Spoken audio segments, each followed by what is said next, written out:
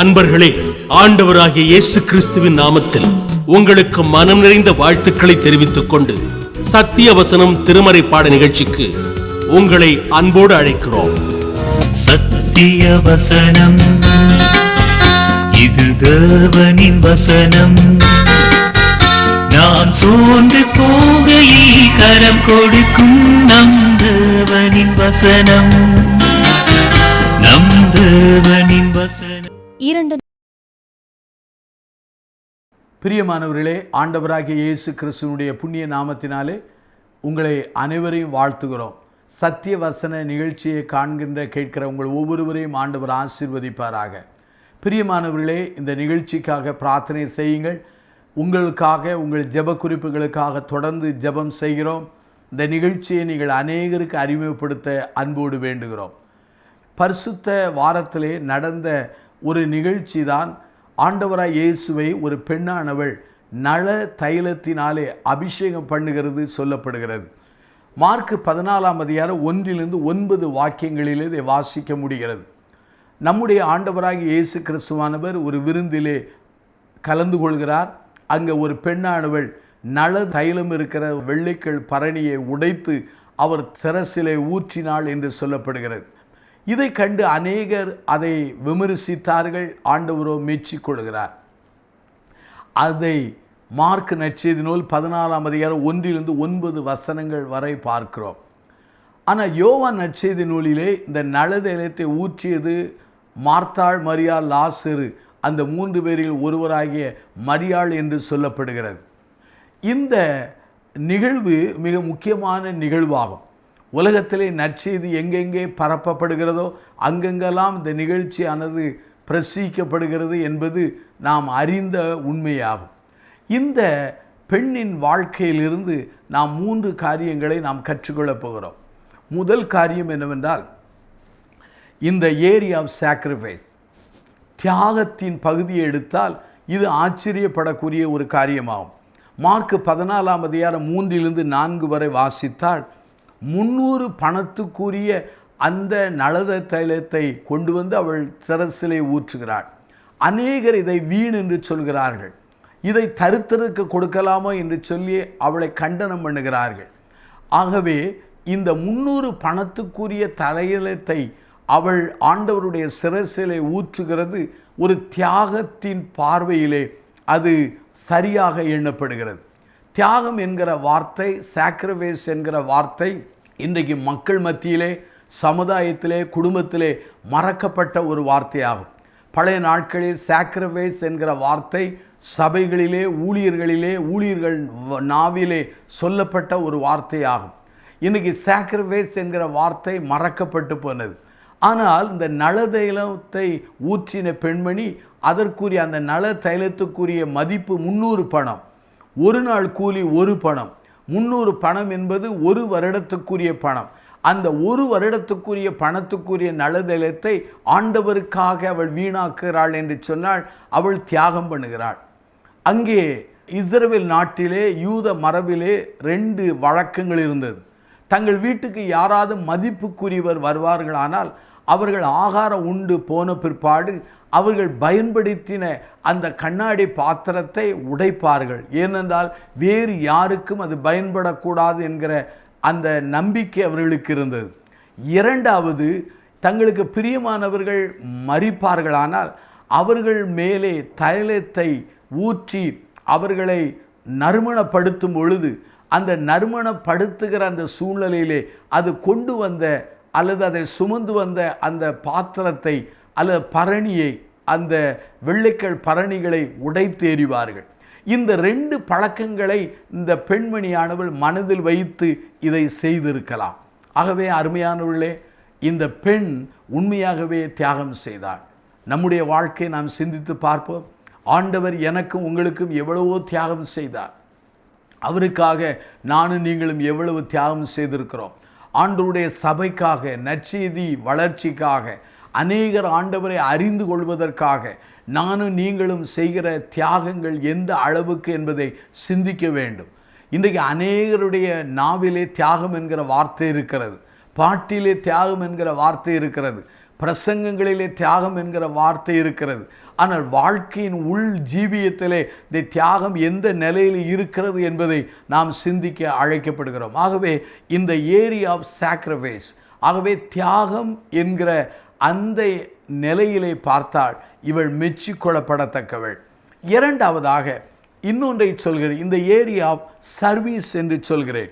பிரியமானவர்களே, நம்முடைய ஆண்டவர் சொல்கிறார் மார்க் 14:8, இவள் தன்னால் இயன்றதை செய்தாள், நான் அடக்கம் பண்ணப்படுவதற்கு எத்தனமாக என் சரீரத்தில் தைலம் பூச முந்தி கொண்டாள் என்று சொல்கிறார். ஆகவே தன்னால் இயன்றதை, அங்கே அவளுடைய செய்கையை ஆண்டவர் விமர்சித்து பாராட்டுகிறார். இந்த ஏரியா ஆஃப் சர்வீஸ், எத்தனையோ பேர் அந்த இடத்துல இருந்தாலும் அவர்கள் இந்த காரியத்தை செய்யவில்லை. இவள் ஆண்டவராக இயேசு கிறிஸ்துவானவர் மேசியா என்று நம்பினாள். மேசியா என்கிற ஆண்டவர் மரித்து அடக்கம் பண்ணப்பட்டு அவர் உயிரோடு எழுந்திருப்பார் என்கிற அந்த நம்பிக்கை அவளுக்குள்ளே வளர தொடங்கி இருக்கலாம்.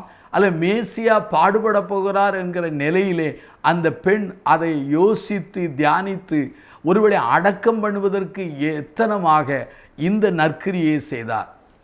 இவள் தன்னால் இயன்றதை செய்தாள். அப்படியானால் எத்தனையோ பேர் அந்த விருந்து வீட்டில் இருந்தாலும் இந்த பெண் அந்த வாய்ப்பை சரியாய் பயன்படுத்தி கொண்டாள். அருமையானுள்ளே, நம்முடைய மனித வாழ்க்கையிலே வாய்ப்புகள் வருகிறது. வாய்ப்புகளை அநேகர் பயன்படுத்துகிறோம். அநேகர் வாய்ப்புகளை கால்களை வைத்து உதறி விடுகிறோம். சிலர் வாய்ப்புகளை காலம் தள்ளி போட்டு விடுகிறோம். ஆனால் வாய்ப்புகள் இழந்தவர்களுக்கு வாய்ப்புகள் திரும்ப வருவது அரிதாக காணப்படுகிறது. ஆனால் அதே சமயத்தில் வாய்ப்புகள் சிலருக்கு தான் திரும்ப வருகிறது.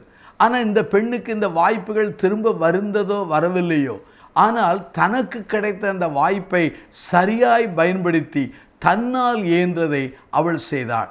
ஒருவேளை ஆண்டவர் என்னிடத்திலும் உங்களிடத்திலும் கூடாததை முடியாததை எதிர்பார்க்கிற தெய்வம் அல்ல. நம்மால் முடிந்ததை இயன்றதை அவருக்காக, அவருடைய நற்செய்தி பணிக்காக, அவருடைய ராஜ்ய விருத்திக்காக செய்ய அழைக்கப்படுகிறோம். ஒருவேளை நம்மால் ஜெபிக்கக்கூடிய காரியம்தான் இயன்றது என்றால் அதை செய்ய அழைக்கப்படுகிறோம். ஒருவேளை நம்முடைய ஆண்டவருக்காக பாடுகிற ஒரு காரியம்தான் நம்மால் இயன்றது என்றால் அதை செய்ய அழைக்கப்படுகிறோம். இந்த பெண்மணி தன்னால் இயன்றதை செய்து தன்னுக்குரிய அந்த வாய்ப்பை சரியாய் பயன்படுத்தி கொண்டாள். மூன்றாவதாக, இந்த பெண்மணி அவளுடைய அர்ப்பண நிலையை பார்க்கும்போது ஆச்சரியப்படக்கூடியதாக இருக்கிறது. முதலாவது சொன்னேன், இந்த ஏரியா ஆஃப் சாக்ரிஃபைஸ் என்று சொன்னேன். அதாவது தியாகத்தின் பகுதியை பார்த்தால் அவள் மெச்சிக்கொள்ளப்படத்தக்கவள். இரண்டாவதாக, இந்த ஏரியா ஆஃப் சர்வீஸ் என்கிற அந்த நிலையை பார்த்தால் தன் நற்கிரியை செய்வதிலே, தன் வாய்ப்புகளை பயன்படுத்துவதிலே சரியாய் அதை பயன்படுத்தி கொண்ட நிலையை பார்த்த. மூன்றாவதாக, கடைசியாக நான் சொல்கிறேன், இந்த ஏரியா ஆஃப் ஆப்பர்ச்சுனிட்டி என்று இந்த ஏரியா ஆஃப் ஆப்பர்ச்சுனிட்டி அல்ல, இந்த ஏரியா ஆஃப் சரண்டர் என்கிற அந்த மூன்றாவது காரியத்தை சொல்கிறேன். அங்கே மார்க் 14:3-8 வரை பாருங்கள். அவளுடைய அர்ப்பணத்தை அங்கு பார்க்க முடிகிறது. நாம் நம்முடைய இந்திய நாட்டிலே அல்லது மேல் நாட்டிலே இருப்பது போல நாம் நம்முடைய சாப்பாடு மேஜையிலே அல்லது டைனிங் டேபிளே மேஜையிலே முன்பாக சேரிலே உட்கார்ந்து சாப்பிடுவது போல அந்த யூத மக்களுடைய ஆகார சாப்பிடுகிற நிலை இருக்காது. அவர்களுடைய அந்த முகமானது, தலையானது அந்த சாப்பாடுக்கு நேராக இருக்கும். அவர்கள் சரிந்து கால்களை கொஞ்சம் தள்ளி போட்டு சரிந்து உட்காருவார்கள். ஆகவே பரிமாறுகிறவர்களுக்கு அந்த பந்தியில் இருக்கிறவருடைய தலையை அவர்களுக்கு கீழாகத்தான் இருக்கும். ஆகவே தான் இந்த பெண்மணியானவள் ஆண்டவர் அந்த பந்தி இருக்கும்போது நலதேலத்தை கொண்டு வந்து அவர் தலையிலே அதை உடைத்து ஊற்றுகிற அளவுக்கு அவருடைய பந்தி இருந்த நிலைப்பாடு இருந்தது. ஆகவே அவள் எப்படி ஊற்றி இருப்பாள்? முழங்காலில் நின்று, ஒருவேளை நான் கற்பனையாக சொல்கிறேன், முழங்காலில் நின்று அதை உடைத்து அவர் சிரசிலே ஊற்றினார். அப்படியானால் இது அவருடைய அர்ப்பண சூழ்நிலையை காட்டுகிறது. ஆகவே தான் அருமையானவர்களே, இந்த ஏரியா ஆஃப் சரண்டர் அவருடைய அர்ப்பண சூழ்நிலை, அர்ப்பண தன்மையை காட்டுகிறது. பழைய ஏற்பாட்டிலே நீங்கள் வாசிப்பீர்களானால் ஆசாரியர்கள் அபிஷேகம் பண்ணப்படுவார்கள், தீர்க்கர்கள் அபிஷேகம் பண்ணப்படுவார்கள், ராஜாக்கள் அபிஷேகம் பண்ணப்படுவார்கள். அதே போல அடக்கம் செய்யப்படுகிறவர்கள் அபிஷேகம் பண்ணப்படுவார்கள். இந்த பெண்மணியினுடைய பார்வையிலே இயேசு ராஜாவாக இருக்கிறார், இயேசுவானவர் ஆசாரியராக இருக்கிறார், இயேசுவானவர் தீர்க்கராக இருக்கிறார், இயேசுவானவர் மனு குலத்திற்காக மடிந்து போகிற அந்த நிலையை, அவருடைய மரணத்தை ஞாபகத்தில் வைத்து எண்ணி பூசுகிற அந்த நிலையிலே அவளுக்கு காணப்பட்டிருக்கலாம். ஆகவே அவளுடைய பார்வையிலே ராஜாவாக, தீர்க்கராக, ஆசாரியராக, மனுகுலத்திற்கு பாவத்திற்குரிய தண்டனையை ஏற்றுக்கொள்கிற அந்த பாவ நிவாரண பலியாய் காணப்பட்டதினாலே அந்த பெண் அந்த வெள்ளைக்கல் பரணியை உடைத்து தைலத்தை ஊற்றினாள். என்ன அருமையான ஒரு காரியம் பாருங்கள். நம்முடைய ஜீவியத்தை நாம் சிந்திக்க அழைக்கப்படுகிறோம். பழைய ஏற்பாட்டிலிருந்து புதிய ஏற்பாட்டு வரை நீங்கள் பார்ப்பீர்களானால் அதிகமான சம்பவங்களிலே ஒருவேளை ராஜாக்கள், ஆசாரிகள், தீர்க்கர்கள் எல்லாம் யாரால் அபிஷேகம் பண்ணப்படுவார்கள் என்றால் ஒரு ஆணால் அபிஷேகம் பண்ணப்படுவார்கள். இங்கே பாருங்கள், இந்த வீட்டிலே எத்தனையோ சீடர்கள் இருந்திருக்கலாம், எத்தனையோ மனிதர்கள் இருந்திருக்கலாம். ஆனால் ஒரு பெண்மணியானவள் ஆண்டவருடைய தலையிலே வெள்ளைக்கல் பரணியை உடைத்து நலதலத்தை ஊற்றுகிறாள் என்றால் அது வித்தியாசமான ஒரு அனுபவமாகும். ஆகவே தான் ஆண்டவர் சொல்கிறார், இவள் தன்னால் இயன்றதை செய்தாள், இவள் முந்தி கொண்டாள். உலகத்திலே நற்செய்தி எங்கெங்கே அறிவிக்கப்படுகுமோ அங்கெங்கெல்லாம் இவளை பற்றி சொல்லப்படும் என்று சொன்னார். தருத்தர எப்போதும் உங்களோடு கூட இருக்கிறார்கள், நீங்கள் விரும்புகிற நாளெல்லாம் செய்யலாம், நான் எப்போதும் உங்களோடு இரேன் என்று சொன்னார். ஏனென்றால் இந்த அருமையான வாய்ப்பை இவள் பயன்படுத்தி கொண்டாள். 3 காரியங்களை உங்களுக்கு நான் தெளிவாய் சொன்னேன். முதல் காரியம் என்ன தெரியுமா? இந்த ஏரியா ஆஃப் சாக்ரிஃபைஸ், அவருடைய தியாகத்தின் பகுதி. இரண்டாவது இந்த ஏரியா ஆஃப் சர்வீஸ், அவள் நற்கிரியை செய்த அந்த பகுதி. மூன்றாவது இந்த ஏரியா ஆஃப் சரண்டர், அவருடைய அர்ப்பணத்தின் பகுதியாகும். ஆகவே தான் இந்த 3 நிலையிலே அவள் செய்த பொழுது அவளை ஆண்டவர் மெச்சிக்கொள்கிறார். நற்செய்தி அறிவிக்கப்படுகிற இடங்களெல்லாம் அவளை பற்றி நினைவு கூறுகிற வண்ணமாய் அவளை பற்றி சொல்லப்படும் என்கிற அந்த காரியங்கள் இன்று வரையிலும் நடந்து வருகிறது. பிரியமான என் சகோதர சகோதரிகளே, நம்முடைய தியாக நிலை என்ன? நம்முடைய நற்கிரியை செய்கிற நிலை என்ன? நம்முடைய அர்ப்பணம் என்ன? அர்ப்பணம் மிக முக்கியமானது. ஏனென்றால் ஆண்டவருக்கென்று தன்னுடைய வெள்ளைக்கல் பரணியை உடைத்து ஊற்றின அந்த பெண்மணியை ஆண்டவர் மெச்சிக்கொள்கிறதுனாலே அவருடைய அர்ப்பணத்தை, அவருடைய அன்பை, அவருடைய டிவோஷனை ஆண்டவர் தன் கருத்திலே எண்ணி அதை அவர் கனம் பண்ணுகிறார். நம்முடைய அர்ப்பண வாழ்க்கை எப்படி இருக்கிறது? அவை கிறிஸ்தவத்திலே இந்த 3 காரியங்களை சொல்கிறேன். ஒன்று தியாகம், இன்னொன்று அர்ப்பணம், மூன்றாவது என்னவென்று சொன்னால் நாம் செய்கிற நல்ல நற்கிரிகள். இவள் தன்னால் இயன்றதை செய்தாள். ஆகவே தான் பிரியமானவர்களே, இந்த நாட்களில் நம்முடைய அர்ப்பண நிலைமை எப்படி இருக்கிறது? ஒரு நாள் ஒரு வாலிபனோடு பேசி கொண்டிருந்தேன். அந்த வாலிபனுக்கு திருமணமானது எனக்கு நன்றாக தெரியும். ஆனாலும் அவனோடு எப்படி பேச்சு தொடங்குகிறது என்று தெரியாதனாலே, தம்பி உனக்கு திருமணம் ஆகிவிட்டதா என்று கேட்டேன். அவன் சொன்னான், பதில் என்னை திடுக்கிட வைத்தது. திருமணம் ஆனது போலவும் தெரியவில்லை, திருமணம் ஆகாது போலும் தெரியவில்லை என்று சொன்னான். அப்போது எண்ணிக்கொண்டேன், அவன் மனநிலையிலே ஏதோ குழப்பம் இருக்கிறதோ என்று எண்ணினேன். ஏனென்றால் திருமணம் ஆனவன் ஆனது என்று சொல்வான், ஆகாதவன் ஆகவில்லை என்று சொல்வான். ஆகாது போலவும் தெரியவில்லை என்று சொன்னால் ஏதோ மனநிலை குழப்பம் என்று தான் புரிந்து கொள்ள முடிகிறது. இன்றைக்கு அநேகரிடத்தில் நீங்கள் ஆண்டவருக்கு உங்களை அர்ப்பணித்தீர்களா என்று கேட்டால் அநேகர் சொல்கிற பதில் என்ன தெரியுமா?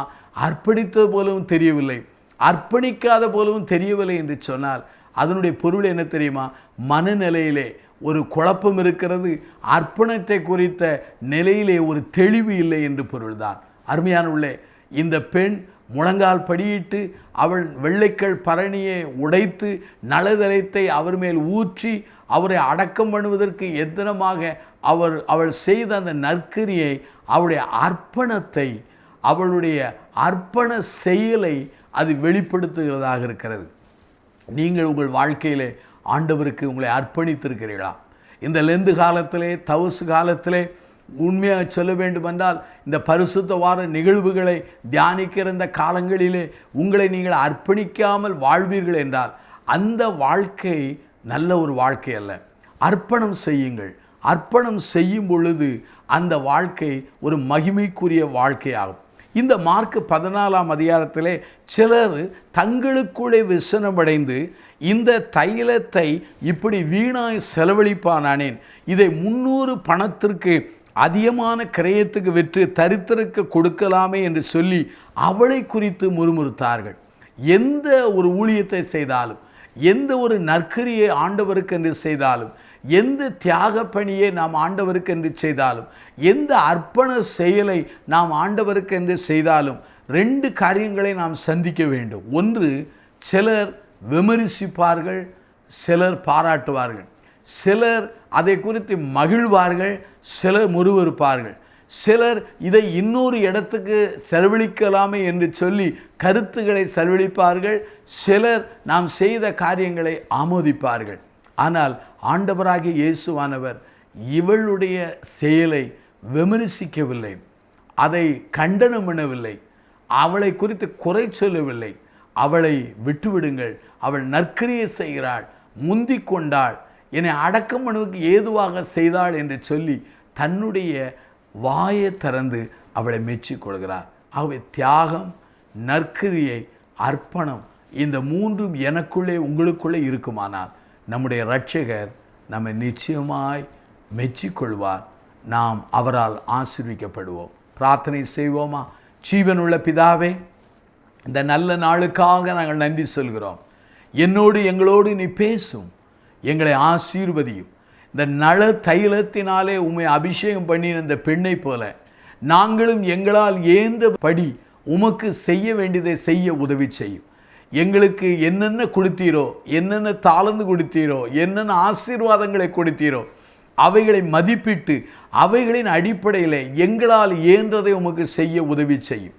உம்மை ராஜாவாக, உம்மை தீர்க்கனாக, உம்மை ஆசாரியராக, உம்மை பாவ நிவாரண பலியாக கருத்தில் வைத்து உம்மை நாங்கள் கருதி கொள்ள உதவி செய்யும்.